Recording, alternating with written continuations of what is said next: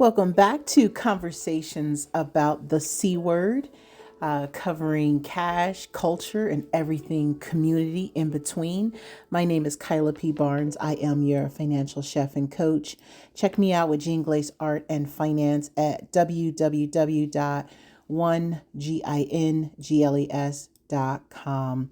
So, today we are covering the topic of control. So, right now, as you know, the market is falling apart. We have several averages that are down on the year. We have the NASDAQ down 10%. We have gold that has broken through its previous high.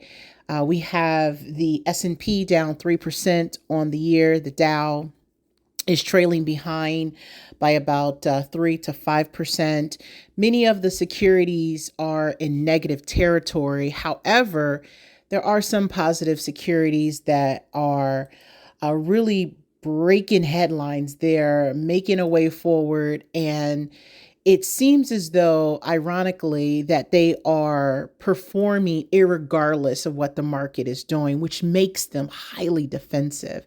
It also makes them a contrarian to everything going on. And what I mean by that is that the worst can happen and this security may still stay afloat.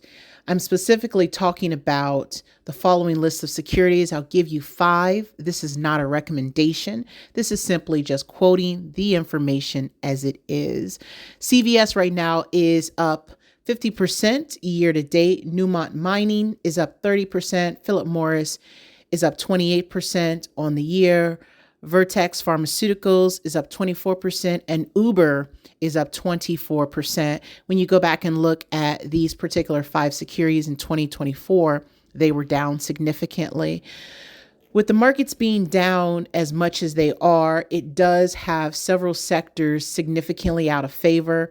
When you go to look at a sector rotation, I am showing right now that the highest performing sector of all the 11 sectors is still coming in year to date to be the energy sector, which was the opposite of last year. The energy sector is up 8%. The healthcare sector is up 5%, and the financials are trailing up 3.85%. Why am I mentioning this? Why does this matter? Because the C word for today is about control.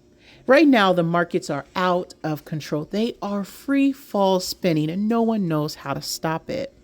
If you were a person who was highly concentrated in one position, you would be hurting right now. If you're a person who decided that you were going to put your entire portfolio in information technology, you would be hurting right now. The real reality is that control is a double-edged sword. It can have advantages, it can have disadvantages.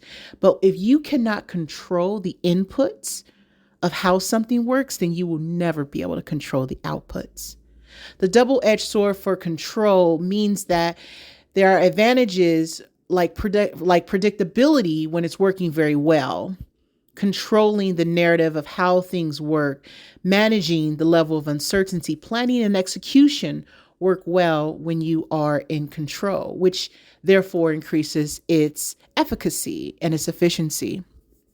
Some people even find stability and security in control because they have the highest card. Whereas right now, no one has the highest card in the market. You're running around with your head cut off, hitting this button, hitting that button, buying this, selling that. It's not working because no one has that control, which leads us to the disadvantages of control. It suppresses creativity and innovation. If a few people, a few entities, a few systems have control and the majority don't, that's going to limit innovation. Lack of control also increases stress and anxiety because you have no certainty. I heard a quote on CNBC that said the markets are free falling because there is no certainty of where we're going. But when you think about people who have less resources, that's always the case. You're always trying to see what variables you can match up to have things make sense, to have things connect. As the adage goes, to make ends meet. But people who have multiple resources believe that they don't have to be limited by that. So those individuals may possibly be experiencing many of the disadvantages of lack of control. But the real myth is that there is no absolute certainty in having control. It is an illusion inherently because you need to have something in the absence of faith. Yeah. People say more control is better, but that's not true.